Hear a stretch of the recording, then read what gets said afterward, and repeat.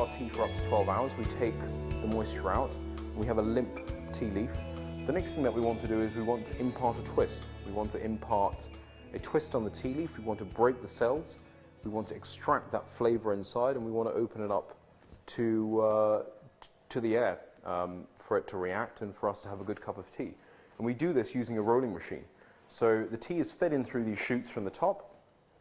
It goes onto this rolling machine, and there's battens and plates that are raised. There's a cone in the middle, and depending on the type of tea you want to make, you will change the cone, you will change these battens and jackets that are on the rolling machine. And at the top of the rolling machine, if I go back, up here, what you see coming down into this is a pressure plate.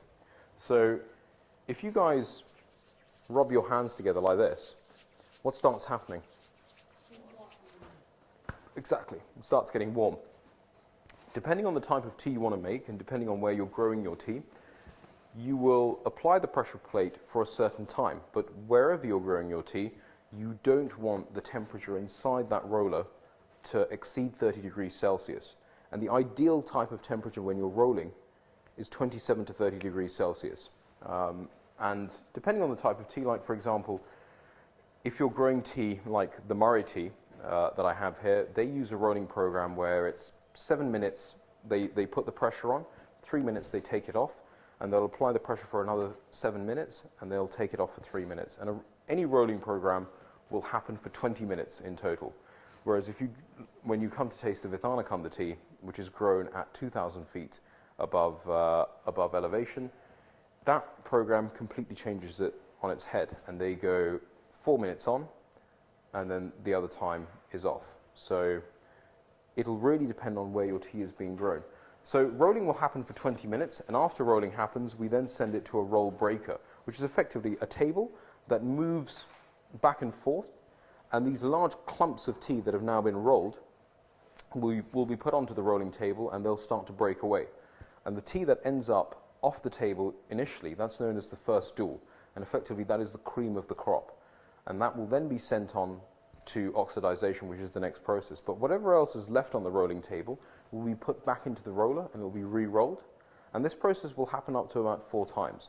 So you'll have all of those duals that will then be sent on to the next stage, which is oxidization.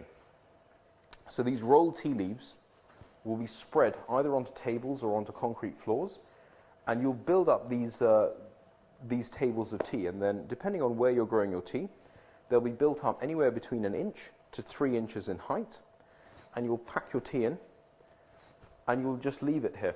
You'll leave it for up to 3 hours, but one thing you'll do, like you did with the withering, is you'll turn the tea over. You'll turn it over every half an hour or so, and you'll repack it again, and you'll leave it here for 3 hours. Now, within this oxidization table, you don't want the temperature to rise anywhere between 83 degrees Celsius. When it gets to 83, you want to stop the oxidization process, and you want to take it out, and you want to put it into the dryer.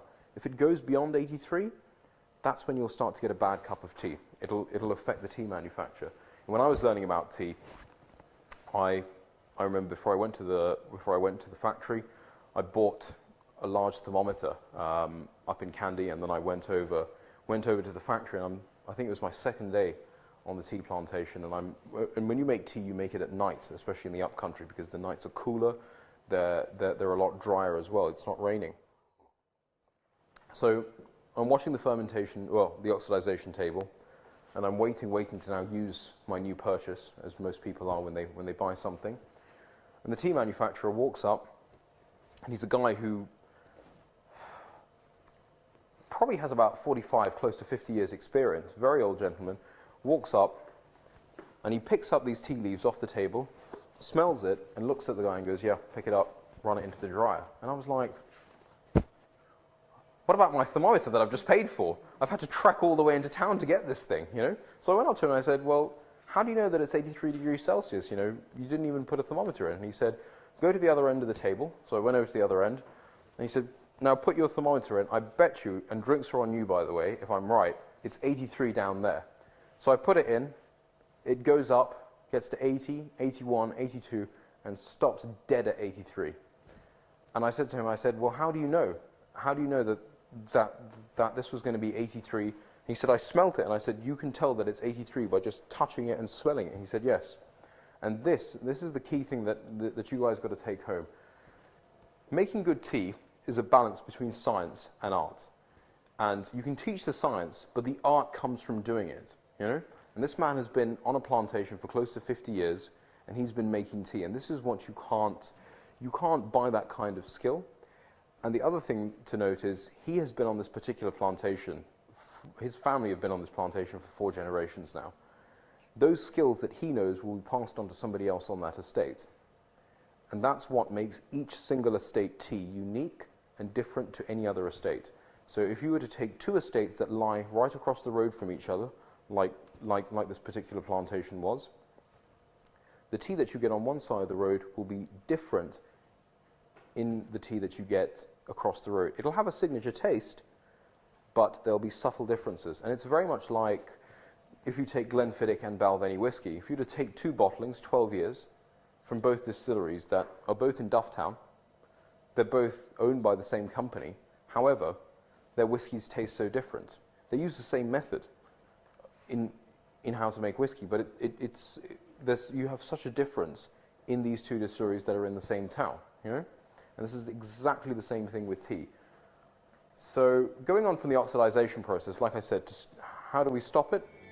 We put it into a dryer, and we dry tea at 200 degrees Celsius.